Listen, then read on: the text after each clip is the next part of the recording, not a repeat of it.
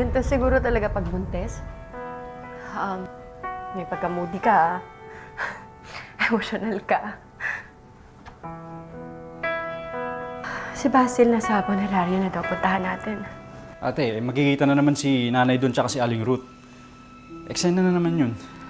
Hindi tayo pwedeng hindi magpapakita doon. Iwasan na lang natin yung mga balay. Sige na, hanapin mo na si nanay, magpe-prepare na. Ate, sandali lang. Sigurado ka ba talaga? Wala kang problema?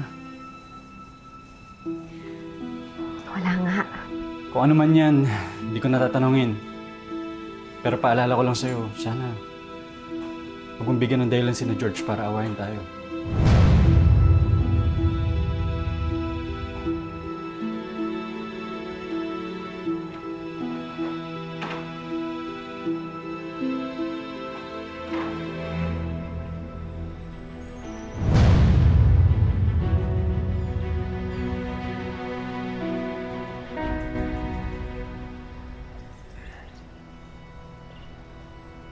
Hindi namin hahayaan may mangyaring masama sa'yo.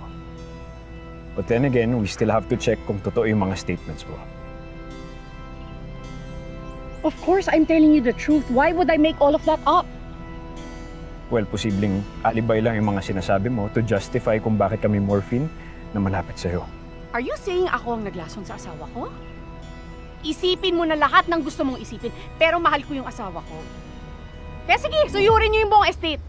Hanapin niyo yung cellphone niya para hindi lang ako ang pinagsususpetsahan mo.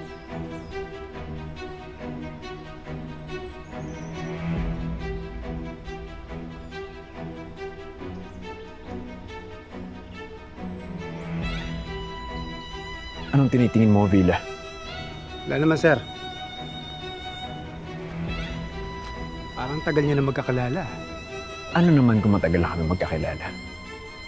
Nagpapaka-professional ako dito. Problema ba?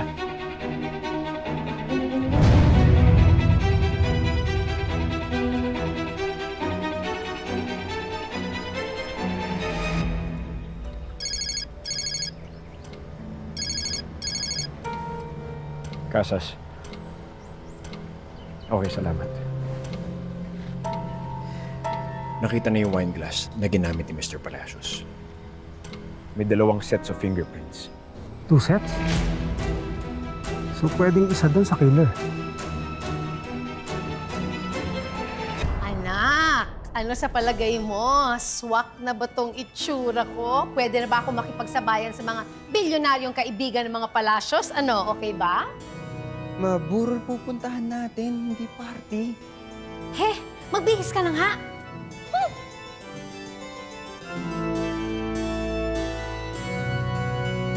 Anak,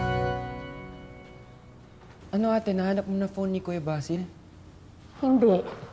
Pero meron silang nakitang morphine sa drawer ko. ano? Feeling ko tuloy suspect ang tingin nila sa akin. Teka muna, George. Bakit meron silang nahanap ng morphine sa'yo? Hindi ba yun ang lumason sa asawa mo? Nay, hindi naman sa akin yun eh. Hindi ko alam kung paano nahalo yun sa mga gamit ko. Ano ba yan? Paano ba?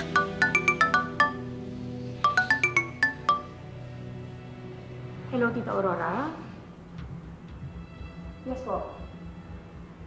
Opo, inaasikaso ko pa po yung mga pulis. Sige po, papunta na po dyan. Kailangan daw ako ni Papa Salamay.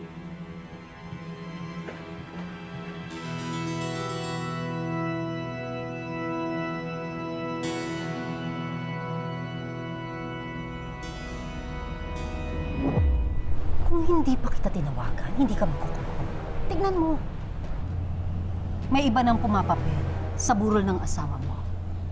I'm telling you, Georgina, kapag hindi ka nag-ingat, mawawalan ka ng papel sa estate ng dahil sa mag-ina mo. Tandaan mo, wala na si Basil.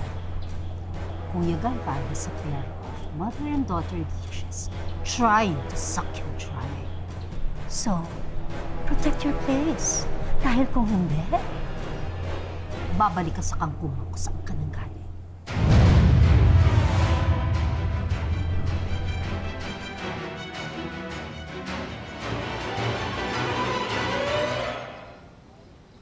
Ano bang problema, Nay?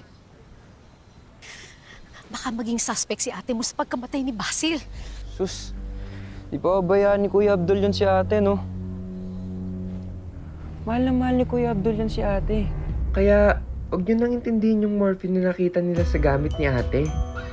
Kung maingay yung bibig mo, baka mamaya may makarinig sa atin.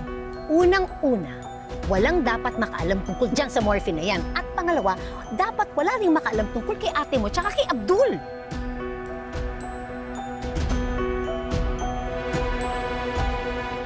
May relasyon si George at ang investigador?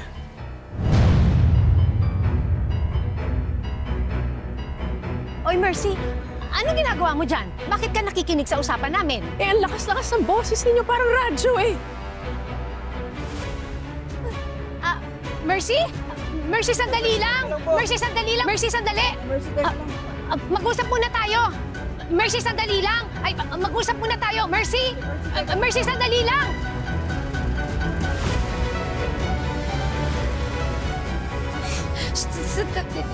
Tawagan mo ate mo, dali! Kanina nakalimutan ko ano yung phone ko eh. Jesus Mariosep, ano ba?